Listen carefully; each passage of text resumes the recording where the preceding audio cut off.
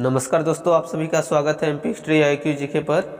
आज हम लेके आ चुके हैं बायोलॉजी के कुछ महत्वपूर्ण प्रश्नों को जो किसी भी एग्जाम में 2 या 3 नंबर के अक्सर पूछे जाते हैं।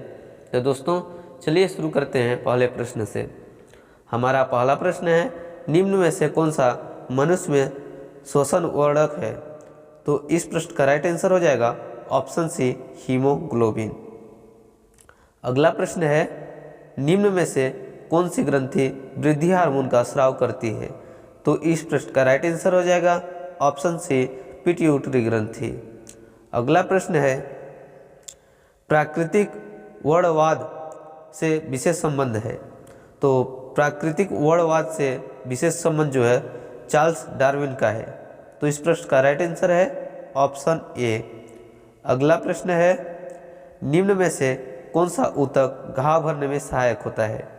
तो एपिथेलियमी ऊतक जो है ये घाव भरने में सहायक है। तो इस प्रश्न का राइट आंसर है ऑप्शन ए। अगला प्रश्न है, निम्न में से कौन सा एक शरीर को गर्म रखने हेतु उत्तरदायी है? तो इस प्रश्न का राइट आंसर हो जाएगा ऑप्शन सी, वसामय ऊतक। अगला प्रश्न है, हैवरसियन तंत्र पाया जाता है। तो हैवरसियन तंत्र जो है स्तनियों की अस्थियों में पाए जाते हैं। तो इस प्रश्न का राइट आंसर है ऑप्शन सी। अगला प्रश्न है, फेफड़ों को ढकने वाला आवरण कहलाता है। तो फेफड़ों को ढकने वाला आवरण जो है प्लूरा कहलाता है। तो इस प्रश्न का राइट आंसर है ऑप्शन बी। अगला प्रश्न है, दांत का शिखर किसका बना होता है? तो दांत का शिखर जो है एनिमल का बना होता है। तो इस प्रश्न का राइट आंसर है ऑप्शन सी। अगला प्रश्न है, दांत मुख्य रूप से बने होते हैं। तो दांत जो है मुख्य रूप से डेंटाइन के बने होते हैं। तो इस प्रश्न का राइट आंसर है ऑप्शन बी। अगला प्रश्न है, हरगोविंद खुराना को किस क्षेत्र में प्रतिष्ठित नोबेल पुरस्कार मिला है? ये कई बार एग्जाम में पूछा भी जा चुका है। तो इस प्रश्न का राइट आंसर है ऑप्शन बी, चिकित्सा विज्ञान।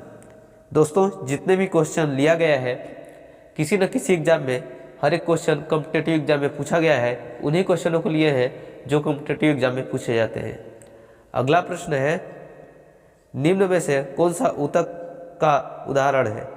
तो ऊतक का उदाहरण जो है रक्त है। तो इस प्रश्न का राइट आंसर है ऑप्शन बी।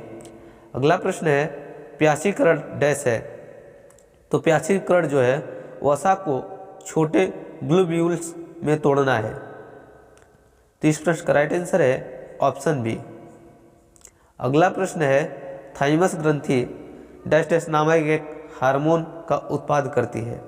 तो थाइमस ग्रंथि डैश डैश नामक हार्मोन जो है थाइमोसिन का उत्पादन करती है। तो इस प्रश्न का राइट आंसर है ऑप्शन डी। अगला प्रश्न है, मानव रक्त का pH डैश डैश है। तो इस प्रश्न का राइट आंसर है ऑप्शन सी, थोड़ा क्षारीय। अगला प्रश्न है, टाइट रोग डैश डैश के कारण होने वाली विषाक्तता के कारण होता है। तो इस प्रश्न का राइट आंसर हो जाएगा कैडमियम।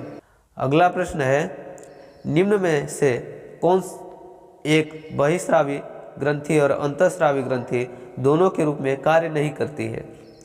तो इस प्रश्न का राइट आंसर हो जाएगा ऑप्शन ए, पिट्यूटरी ग्रंथि।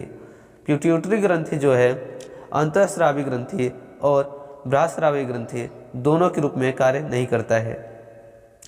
अगला प्रश्न है, केकड़े डैश डैश संघ से संबंधित हैं। तो केकड़े जो है आर्थ्रोपोडा से संबंधित है। तो इस प्रश्न का राइट आंसर है ऑप्शन सी। अगला प्रश्न है, जन्म के बाद मानव के किस ऊतक में कोई कोशिका विभाजन नहीं होता है? तो इस प्रश्न का राइट आंसर है ऑप्शन बी, तंत्रिका।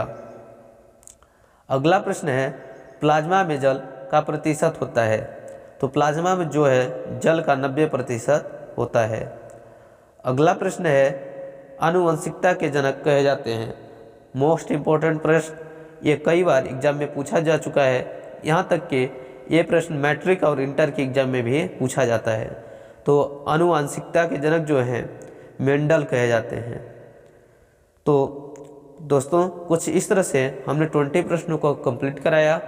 वीडियो अच्छी लगी हो तो प्लीज़ लाइक करना, चैनल पे नए हो तो चैनल को सब्सक्राइब करना, ताकि हमें इसी तरह से मोटिवेशन मिलता रहे और हम आपके एग्ज़ाम में आने वाले GK, GS, general knowledge, current affair, math, reasoning, Hindi, English का क्वेश्चन लाते रहें।